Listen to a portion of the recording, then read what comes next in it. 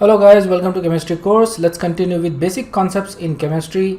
हम लोग concentration terms देख रहे हैं और यहाँ पे हम जो टर्म देखने वाले हैं दैट इज़ मोल फ्रैक्शन। बहुत इंपॉर्टेंट टर्म है क्योंकि इसके ऊपर एक पूरा चैप्टर ही बेस्ड है। सोल्यूशन जो चैप्टर आता है अपने को 12th में, उसमें अपन मोल फ्रैक्शन बहुत ज़्यादा यूज़ करते हैं। Okay, but it's easy to understand, okay, it's not that difficult. और इसको अपन इंडिकेट करते हैं एक्स, और जिसका भी अपन फ्रैक्शन निकाल रहे हैं उसको, ठीक है। तो एक्स ए, तो इसका मतलब मोल फ्रैक्शन ऑफ ए, ठीक है। इसको अपन इस तरह से रीड करेंगे। सो लेट्स अज्यूम कि देयर इज अ मिक्सचर है, उसमें दो कंपोनेंट है ए एंड बी। अगर मिक्सचर ए और बी का है तो ए के कुछ उसमें मोल्स रहेंगे और उसी तरह से बी के भी कुछ मोल्स रहेंगे। सो लेट्स से ए के मोल्स एन ए है और बी के मोल्स एन बी है। अब इसमें दो ही कंपोनेंट है, एक सॉल्यूट है एक सॉल्वेंट है। तो दो ही कंपोनेंट रहते हैं तो उसको अपन बाइनरी मिक्सचर बोलते हैं। उसी तरह से you can also have ternary mixture, जिसमें दो सॉल्यूट एक सॉल्वेंट है, राइट। लेकिन जनरली हम बाइनरी मिक्सचर्स तक ही अपना डिस्कशन लिमिट रखते हैं, but you can also have ternary mixture, ठीक है। कहीं पे भी लिखा नहीं है कि हमारे सिलेबस में सिर्फ बाइनरी मिक्सचर्स ही है। जनरली क्वेश्चंस जो आएंगे वो बाइनरी मिक्सचर के ऊपर ही आएंगे, लेकिन you should also be ready for ternary mixtures. तो जो कुछ भी अपन देख रहे हैं उसको हम इजीली अडाप्ट कर सकते हैं for any type of mixture. Okay, so ये सोल्यूशन है, बेसिकली मिक्सचर है बोले तो इट्स अ सोल्यूशन। और इसमें ए और बी ऐसे दो कंपोनेंट है। तो लेट्स अज्यूम कि देयर आर, ये कंटेनर है, ओके, और इसमें ये स्फेरिकल बॉल्स है that is A, and this is triangle, green triangle that is B. So obviously A का प्रोपोर्शन ज़्यादा है तो ए हो जाएगा अपना सॉल्वेंट और बी हो जाएगा सॉल्यूट, ठीक है। तो ये मिक्सचर है। अब मान लो कि मेरे को परसेंटेज निकालना है, percentage of A in this one and percentage of be in this one. तो उसको कैसे निकालूंगा? तो परसेंटेज अगर अपने को अच्छे से समझ में आ गया तो मोल फ्रैक्शन भी बहुत अच्छे से समझ में आ गया, क्योंकि परसेंटेज और मोल फ्रैक्शन में रिलेशनशिप है, ठीक है। तो वही रिलेशनशिप मैं तुमको समझाना चाहता हूँ सबसे पहले। So what I want to calculate now is percent weight by weight of A. तो इसको कैसे निकालेंगे? देखो, percent weight by weight of A, तो मैं इसमें देख रहा हूँ कि देखो ये जो है ए, अगर तुम क्या काउंट करते हो तो दीज आर एक्चुअली 10, और टोटल अगर देखे, ओके, तो 5 ग्रीन्स है और 10 येलो स्फीयर्स है बेसिकली। तो अगर टोटल है तो टोटल 15 है और 10 इज बेसिकली ए। तो ये जगह 10 डिवाइडेड बाय 15 टाइम्स 100। तो इसको अगर मैं कैलकुलेट करता हूँ तो ये हो जाएगा 66.6%। So that is percent weight by weight of A. मतलब जितना भी मास है इस कंटेनर में उसमें से 66.6% मास ए का है, और जो बचा हुआ मास है दैट इज बी। तो बी का मास मैं दो तरीके से निकाल सकता हूँ अभी। So percent weight by weight of B is equal to, देखो बी है 5 divided by total is 15 times 100। So ये आ जाएगा अपना आंसर 33.3% वेट बाय वेट। या फिर मैं इसको ऐसा भी कर सकता हूँ कि मेरे को मालूम है टोटल जो रहेगा वो 100, सो मैं बी इस तरह से भी निकाल सकता हूँ, that is equal to 100 minus 66.6 that is equal to 33.3, isn't it? तो ये दोनों तरीके से ऐसे मैं निकाल सकता हूँ। ऑब्वियसली सेकंड तरीका जो है, मतलब सीधा सीधा 100 में से माइनस करना, that is actually much easier, isn't it? अब the relationship between mole fraction और परसेंटेज में ये है कि जब अपन परसेंटेज की बात करते हैं तो we always say it is out of 100, okay. जब मोल फ्रैक्शन की बात करते हैं या फ्रैक्शन की बात करते हैं, किसी भी चीज़ के फ्रैक्शन की बात करते हैं, okay, in general, so that is always out of 1, okay. For example let's assume कि this is a cake, okay. ये एक तरह का केक है, किसी का birthday, whatever you want to assume, और तुमने इतना पोर्शन इसमें से खा लिया। So if you think about it, what is the fraction of cake you ate? Well, सबसे पहले देख लो परसेंटेज में कितना होता है। This is going to be 25%, isn't it? ये 25% है, और फ्रैक्शन अगर देखा जाए तो ये क्या हो जाएगा, 1/4 of a fraction, okay. So that is equal to 1/4 of a fraction, और that is going to be 0.25। So ये हो जाएगा फ्रैक्शन इसेंशियली, और ये है परसेंटेज, ओके। सो अगर तुम परसेंटेज और फ्रैक्शन में डिफरेंस देखो तो 100 का डिफरेंस आता है। व्हेनेवर यू से percentage, it is always out of 100. Whenever you say fraction, it is always out of 1. Understood है? तो हम जो term use करते हैं that is fraction, okay? Percent weight by wait या परसेंट वेट बाय वॉल्यूम या percent volume by volume, ये terms हम जनरली केमिस्ट्री में यूज़ नहीं करते एट दिस स्टेज, ठीक है। इसके पहले वाले केमिस्ट्री में 9th 10th के केमिस्ट्री में you probably have used it, लेकिन जैसे अपन एडवांस करते हैं केमिस्ट्री में ये परसेंटेज के term is actually less meaningful. So what we want to use is term that is actually more relevant to chemistry. और जो सबसे ज़्यादा टर्म रेलेवेंट होता है केमिस्ट्री में दैट इज मोल। तो हम लोग क्या देख रहे हैं, mole fraction, that is actually more relevant in chemistry. Understood है। तो मेरे को अगर फ्रैक्शन निकालना है, so all I have to do is calculate the same thing as percentage, isn't it. Percentage जैसा कैलकुलेट करते हैं वैसा ही कर रहे हैं, लेकिन परसेंटेज में अपन मल्टीप्लाइड बाय 100 कर रहे हैं, फ्रैक्शन में हम मल्टीप्लाइड बाय 1 करेंगे, मतलब 100 को नहीं लिखेंगे। That's all, that is the only difference in mole fraction and percentage. तो यहाँ पे मैं इसका फ्रैक्शन निकालता हूँ, सबसे पहले ए का, ओके। तो जब मोल फ्रैक्शन यूज़ करते हैं अपन, जो सिंबल होता है that is x A, okay. तो देखो फ्रैक्शन अगर निकालना है तो कितने हैं डिवाइडेड बाय टोटल कितने हैं, यही हमको करना है। तो मोल फ्रैक्शन ऑफ ए निकालना है तो ए के, लेट्स अज्यूम कि ये मोल्स है, ओके। सो ए के 10 मोल है और बी के 5 मोल है, ये अपने को यहाँ पे दिख रहा है। सो ए के कितने मोल्स है, तो इसको लिखेंगे n A divided by total moles, isn't it. और टोटल मोल्स होंगे n A plus n B. इस तरह से मैं फ्रैक्शन निकाल, इसी को अगर मैंने 100 से मल्टीप्लाई कर दिया तो मेरे को परसेंटेज मिलेगा, लेकिन मेरे को फ्रैक्शन निकालना है इसलिए इसको मैं मल्टीप्लाई कर रहा हूँ सिर्फ 1 से, okay. So this is going to be n A है 10 डिवाइडेड बाय एन बी, देखो 10 प्लस 5 दैट इज 15, और हमारा 10 बाय 15 हमारा आंसर ऑलरेडी हमको मालूम है, ये आ जाएगा 0.66, that is the mole fraction of A. अब इसको भी मैं 100 से मल्टीप्लाई किया तो वी गेट 66%, जो अपन ने इसके पहले कैलकुलेट किया था। X B that is mole fraction of B, इसी तरह से मैं निकालूंगा एन बी। अब इस समय मैं न्यूमरेटर में मोल्स ऑफ बी लूंगा divided by total moles of B, so that is going to be again n A plus n B. So what we get is 5 divided by 15 and we get 0.33. That is the mole fraction of B. Understood है? अब देखो जैसे percentage अपन ने निकाला था, okay, we got 66.6% of A and 33.3% of B. Okay?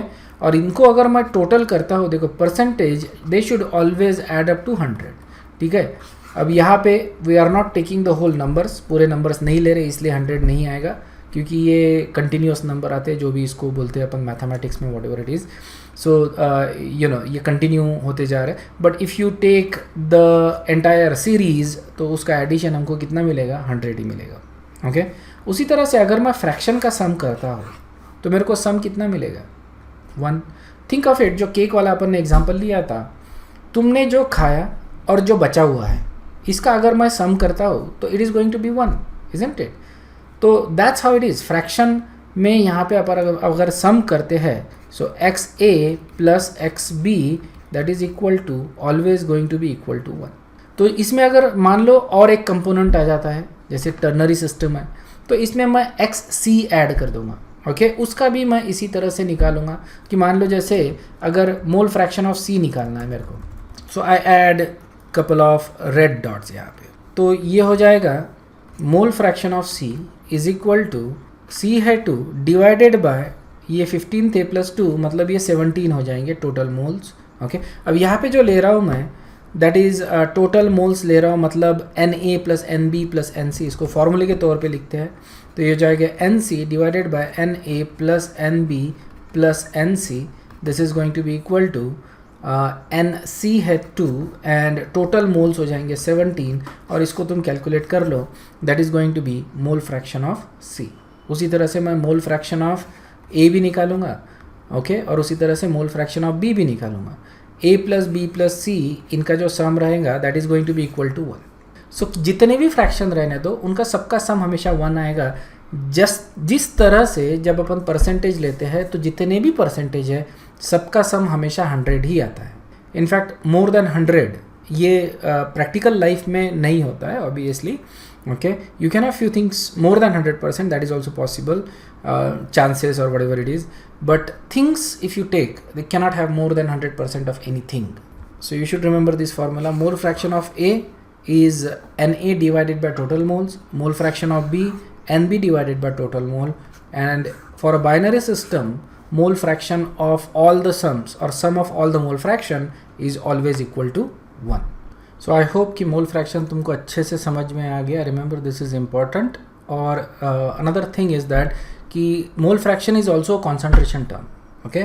जैसे अपन ने जितने भी concentration terms देखे, यहाँ पे अगर मेरे को concentration दिया है तो volume देने की ज़रूरत नहीं. I can pick whatever volume. Say for example, if I have given कि 10% NaCl solution है, तो इसका मोल फ्रैक्शन निकालो, ये बोल दिया है.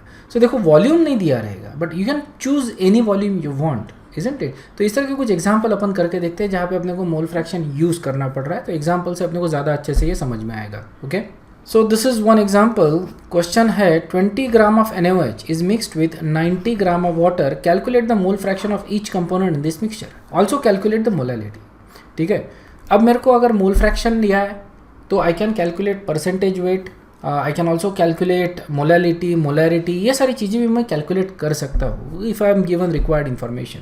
देखो मोल फ्रैक्शन मास में दिया है यहाँ पे, इसलिए I can calculate actually molality, isn't it. क्योंकि मोल फ्रैक्शन में हमको मास की ज़रूरत होती है, वॉल्यूम की नहीं. क्योंकि मोल्स निकालने के लिए हमको मास की ज़रूरत होती है, इजंट इट. मोल्स का फॉर्मूला है वेट बाय मॉलिक्यूलर वेट. तो अगर मेरे को वेट दिया है तो मैं मोल्स निकाल सकता हूँ, मोल्स निकाल लिया तो मोल फ्रैक्शन निकाल सकता हूँ. तो इसीलिए मोल फ्रैक्शन का ज़्यादा रिलेशनशिप किसके साथ आएगा, मोलैलिटी के साथ. और दूसरा इसका रिलेशनशिप आएगा wait by wait, percent weight by wait के साथ. ओके, सो ध्यान में रखना मोलैलिटी को मैं मोल फ्रैक्शन में या परसेंट वेट बाय वेट को मोल फ्रैक्शन में या वाइस वर्सा, इस तरह से इनको इंटरचेंज कर सकता हूँ. So let's solve this problem. हमारे पास दो कंपोनेंट्स है, 20 gram NaOH and 90 gram of water. Okay, तो I think what you should do first is pause the video और इसको सोच लो कि किस तरह से इसको सॉल्व करना है, rather than just listening to me. सोच लो पहले किस तरह से सॉल्व करना है, अपना एक प्लान बना लो. You can even go ahead and try. Okay, go ahead and try and solve the questions and then you can compare. तुम्हारा मेथड कैसा था, मेरा मेथड कैसा था, तुम्हारा आंसर सही आया या नहीं आया, या मैंने कहीं पे कुछ चेंज किया जिसकी वजह से इट बिकेम वेरी इजी.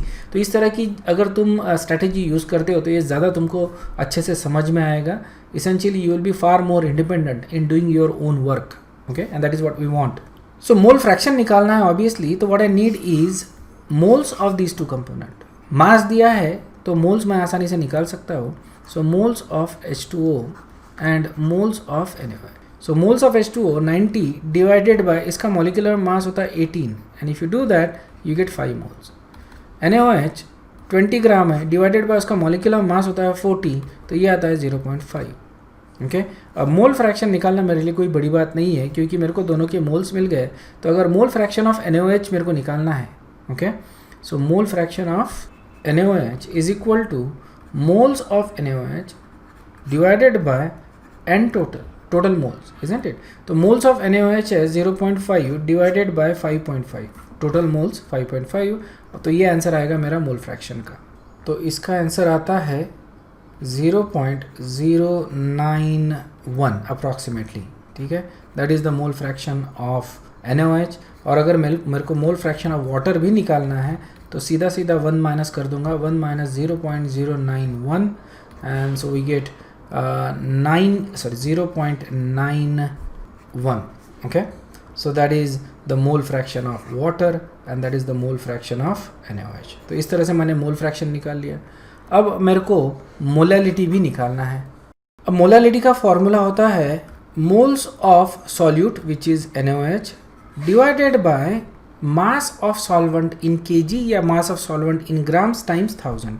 तो यहाँ पे मास ऑफ वाटर ले रहा हूँ मैं इन ग्राम्स टाइम्स 1000.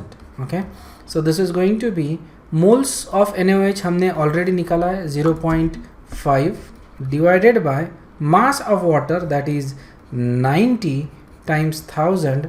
ओके, और इसका जो आंसर आएगा that is going to be 5.56 molar solution. So this is going to be 5.56 molar solution. Understood?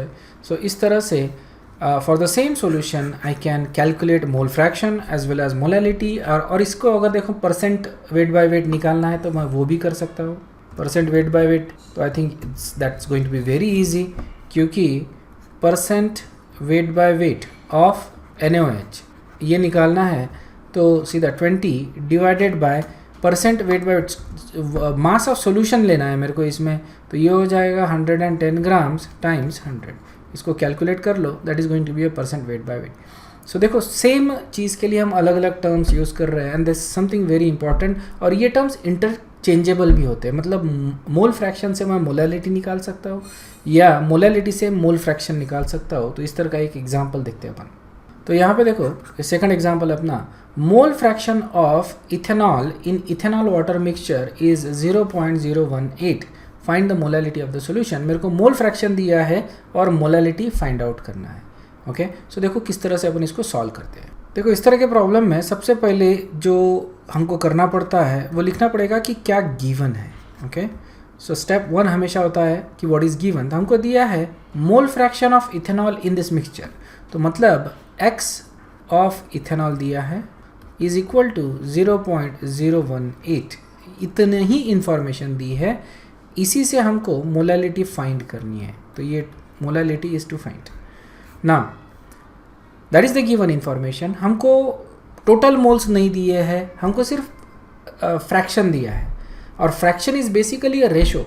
Okay it's a ratio of moles of solute divided by total moles, isn't it. तो ratio को मैं किसी भी proportion में ले सकता हूँ.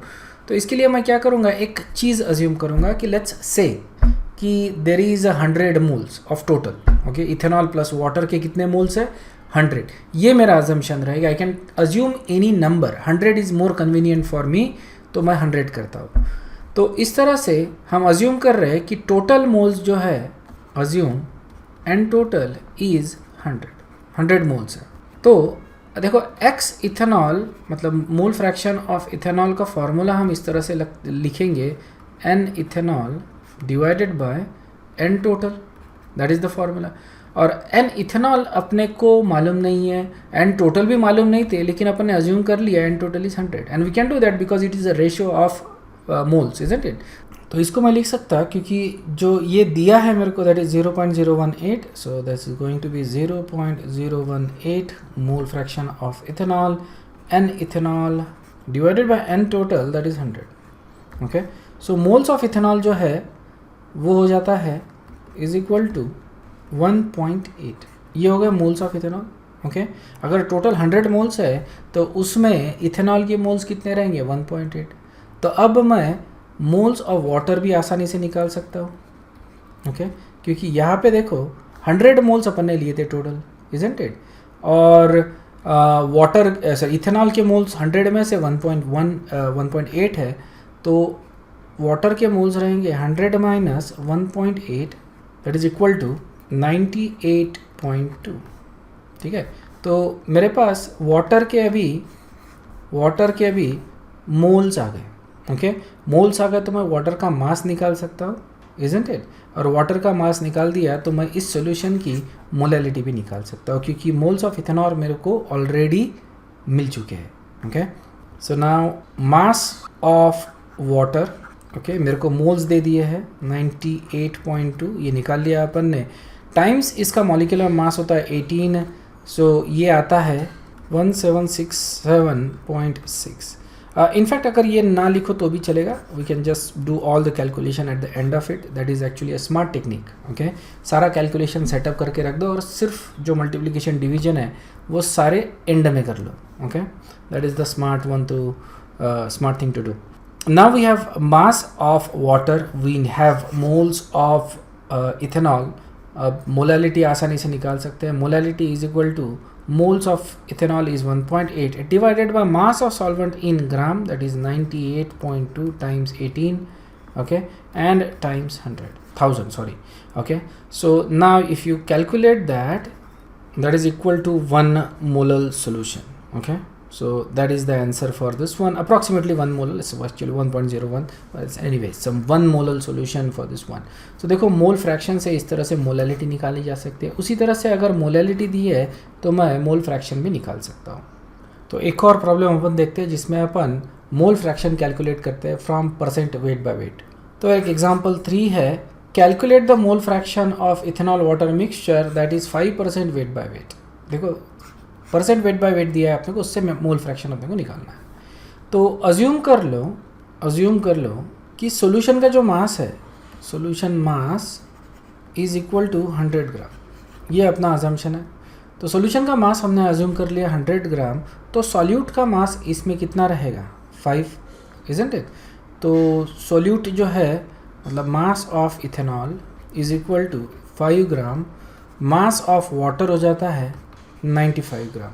तो देखो परसेंटेज से मैंने किस तरह से मास ऑफ इथेनॉल और मास ऑफ वाटर निकाल लिया। एक बार मेरे को मास मिल गए तो इससे मैं मोल्स निकाल सकता हूँ, मोल्स आ गए तो मोल फ्रैक्शन निकाल सकता हूँ। तो इसको ट्राई कर लो तुम।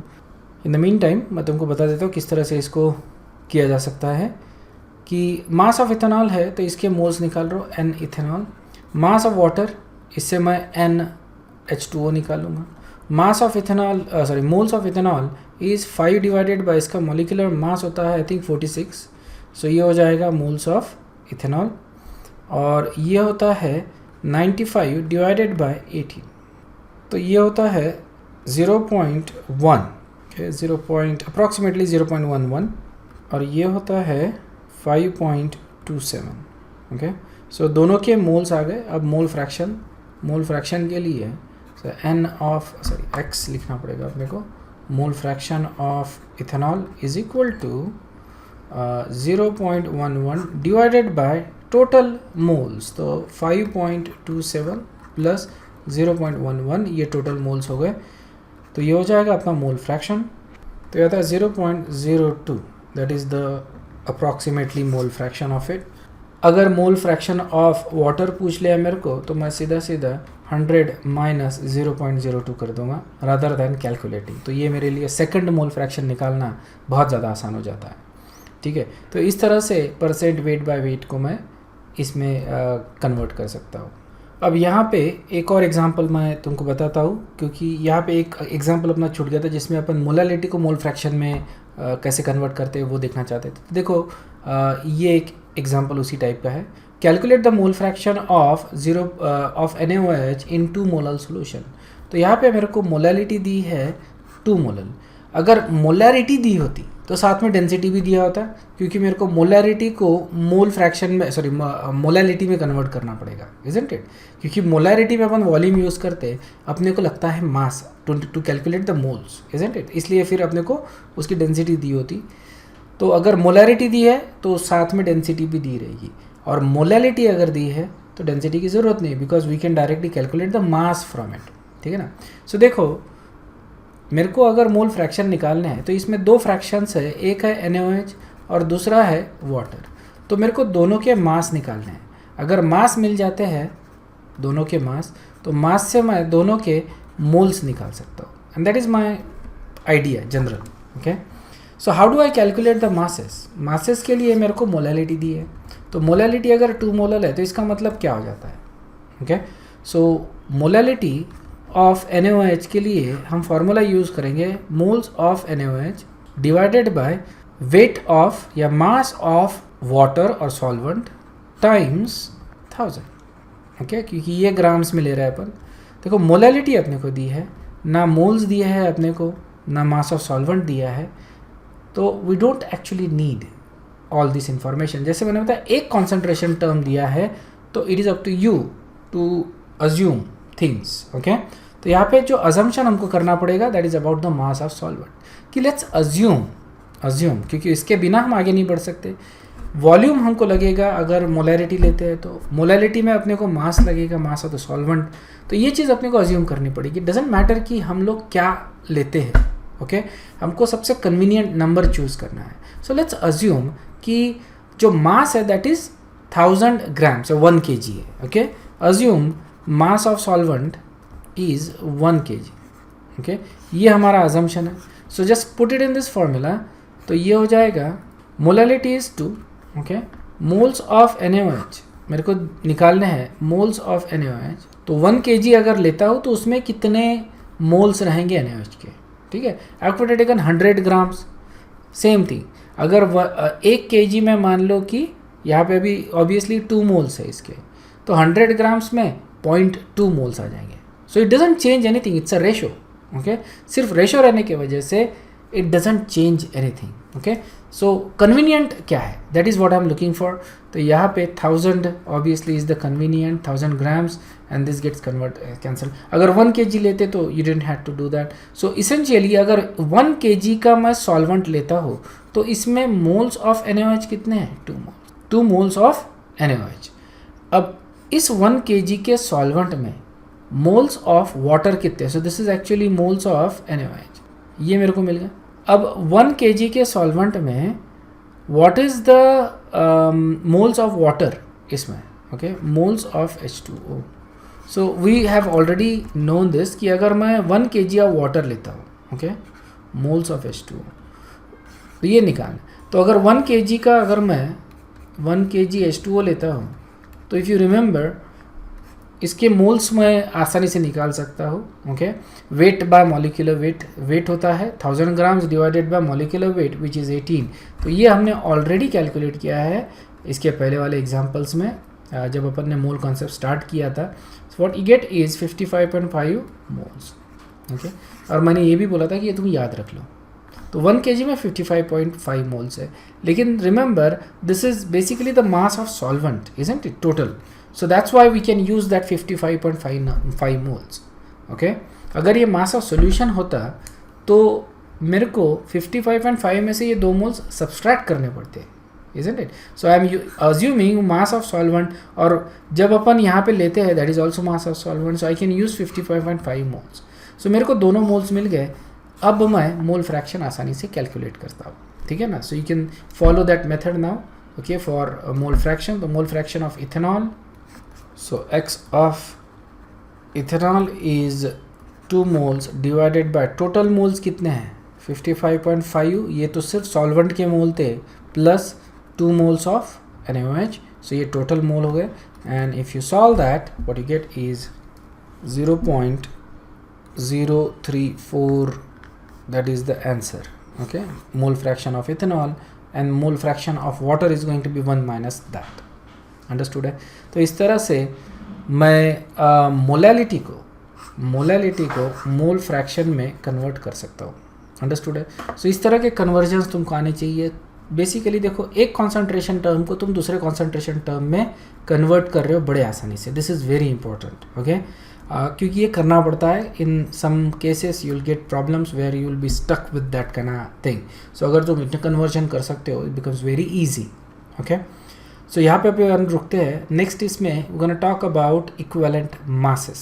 All right, we'll stop here. I'll see you in the next one. Till then, bye bye. Thank you very much.